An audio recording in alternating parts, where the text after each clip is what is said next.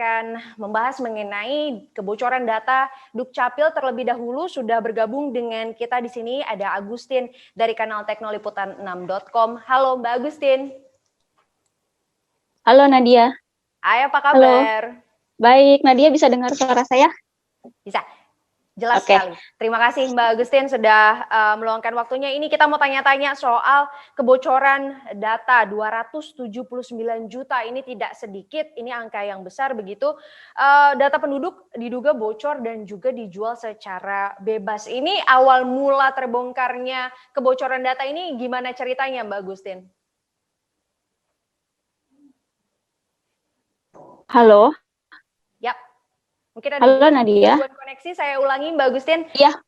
Ya, ini bagaimana kemudian akhirnya bisa terbongkar ada kebocoran sebanyak 279 juta data yang dijual secara bebas? Awal mulanya seperti apa?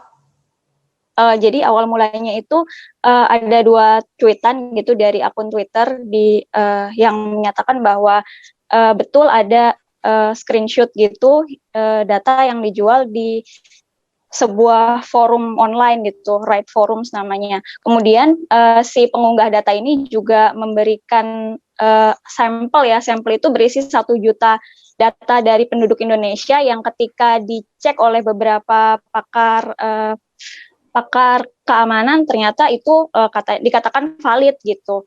Nah, diduga data ini berasal dari sebuah instansi yakni BPJS Kesehatan. Namun ada juga yang mengatakan bahwa ini berasal dari Dukcapil gitu.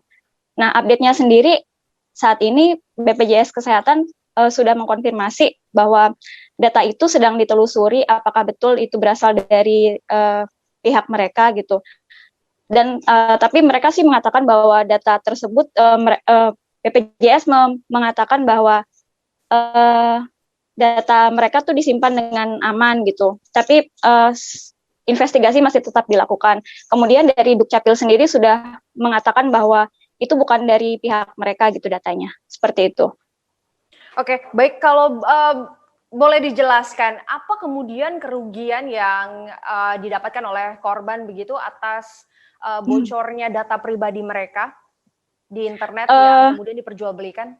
Ya, data kita harus tahu dulu data yang ada itu apa aja ya. Data yang dijual itu ada nama, kemudian ada nomor handphone, alamat email, NPWP, jenis kelamin, jumlah tanggungan, hingga katanya ada gaji juga gitu, informasi penghasilan gitu, dan data-data pribadi lainnya. Itu kan artinya datanya cukup lengkap ya karena ada NIK juga gitu. Dan menurut pakar keamanan hal ini tuh bisa membuat serangan phishing gitu. Jadi ketika ada pihak-pihak yang memanfaatkan data itu untuk tujuan tidak baik, misalnya serangan phishing itu bisa berpotensi merugikan secara finansial bagi korban gitu. Dan bisa juga terjadi pencurian identitas dan lain sebagainya. Makanya pakar menyatakan pemerintah perlu bertanggung jawab dan menyelidiki atas hal ini gitu. Benar apa enggak sih gitu, sudah terjadi kebocoran atau tidak, seperti itu.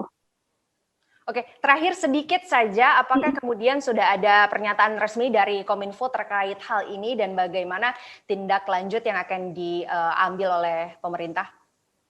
Sejauh ini dari Kominfo tadi malam terakhir Jubir Kominfo Dedi Permadi mengatakan bahwa Ditjen Aptika, Aplikasi dan Informatika yang menangani tentang kasus ini sedang melakukan penelusuran.